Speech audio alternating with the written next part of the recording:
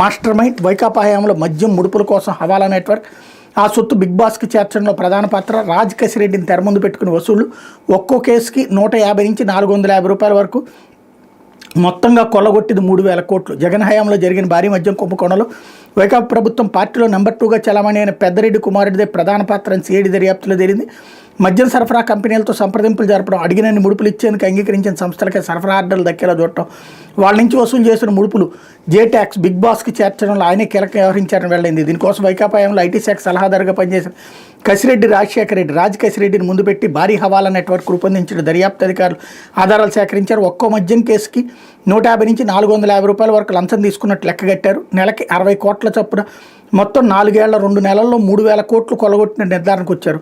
వసూళ్ల network రూపకల్పన అది పక్కాగా అమలయ్యేలా చూడటం వెనక మాస్టర్ మైండ్ పెద్దిరెడ్డి తనయుడేనని, ఈ కుంభకోణంలో బిగ్ బాస్ తర్వాత కీలక వ్యక్తి ఆయనని తేల్చారు. సరఫరా సంస్థల నుంచి కొన్న మద్యానికి సంబంధించి ఈ కథ నడిపారు అన్నటువంటి విషయాన్ని హైలైట్ చేశారు.